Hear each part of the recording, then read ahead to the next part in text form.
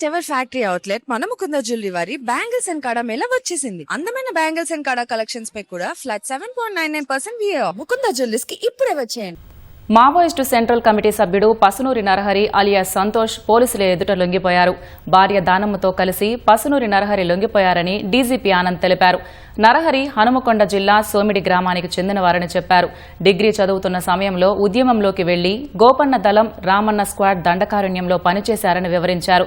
1986లో నరహరి కమాండర్గా పదోన్నతి పొందగా 2017 నాటికి కేంద్ర కమిటీ సభ్యుడిగా ఎదిగారని చెప్పారు. తుపాకులు, మోర్టార్లు, రాకెట్లు, గ్రెనేడ్ల తయారీలో నరహరి నిపుణుడని డీజీపీ తెలిపారు. 2004లో నరహరి భార్య దానమ్మను అరెస్ట్ చేశారు. 7 ఏళ్ల పాటు నరహరి భార్య దానమ్మ జైలులో ఉన్నారు. బెయిల్పై విడుదలై మళ్లీ ఆమె మావోయిస్టు ఉద్యమంలోకి వెళ్లారు.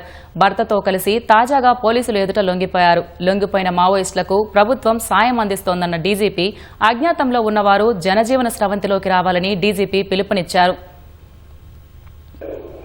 మావోయిస్ట్ ఉద్యమం ఇంకో గట్టి ఎదురుదెబ్బ తగిలిందని మనం చెప్పవచ్చు. పార్టీకి చెందిన central committee member Pasnuri Narahari alias Vishwanath, central committee member and Bihar Jharkhand special area committee secretary, మరి వారి భార్య Medari Danamma, alias Latha, alias Poonam state committee మెంబర్గా వారు ఇప్పుడు కొన్ని రోజుల క్రితం వరకు కొనసాగారు. ఈరోజు స్వచ్ఛందంగా వారు తెలంగాణ పోలీస్ ముందు లొంగిపోవడం జరిగింది.